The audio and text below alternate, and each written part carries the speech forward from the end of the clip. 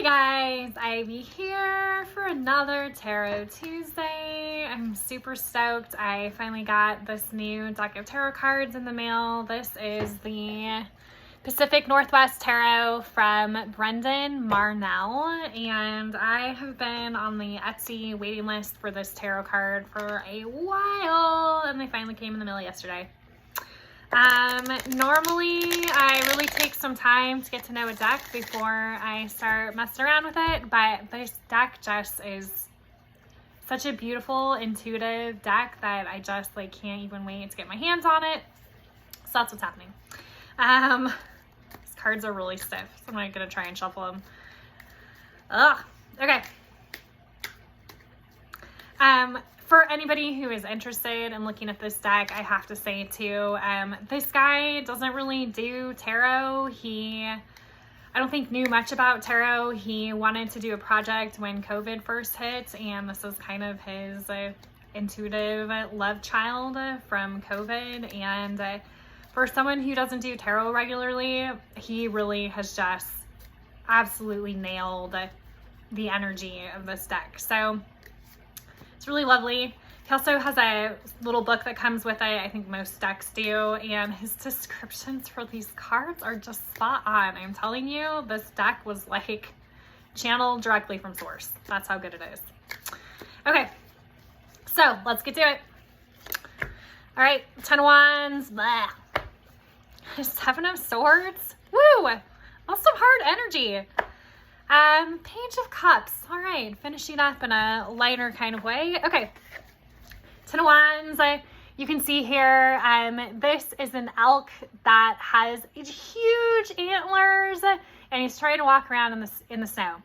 This card traditionally represents those moments where we are carrying such a huge burden, so many responsibilities, so many obligations, so many things on our to-do list, that the path forward just becomes increasingly difficult. And really fun reading through this guy's description of this card, in fact, last night, because he was talking about any of you who've ever lived in cold, snowy places where it snows a little bit and then freezes, and then it snows a little bit and melts and freezes, and pretty soon you have this really compact, hard, icy snow.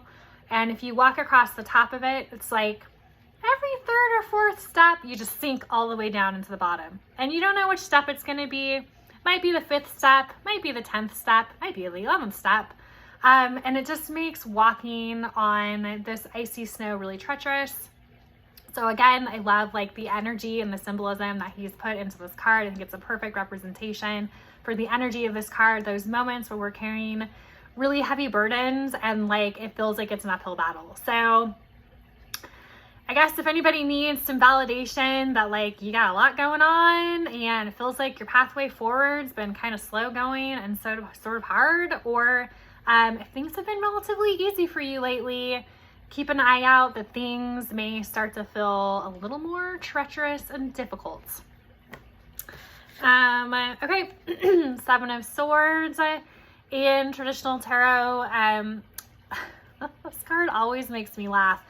It's winning and making a gain, but doing it in a kind of sneaky, mischievous, not upfront kind of way, right? So I love that there's this weasel. He's got a very, just the expression on his face is so perfect. You can tell he's kind of ornery and maybe up to no good, right? But the dude's also got to eat. And so this card is about making gains, but not necessarily doing it in a way that feels super good. Yeah, you're eating dinner, but you're eating someone's baby, undeveloped baby. And so I think it's just one of those moments where we are making steps forward, but someone's getting hurt in the process, and that never feels like a good feeling.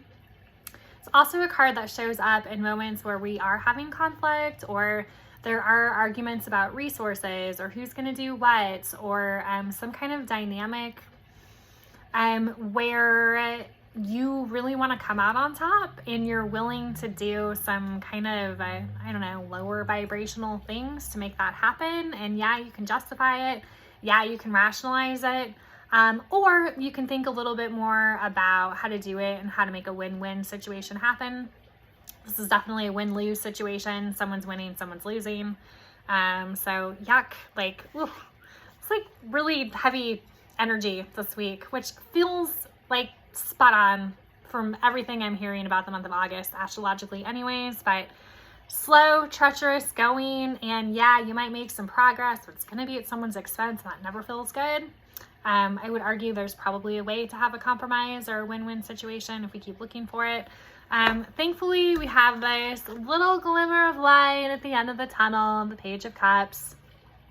This cup is about dreams and intuition and not holding on too tightly to our emotions, allowing our inner child to run and play and get a scraped knee and be cared for, and then get back out there and run and play and get a scraped knee and get cared for.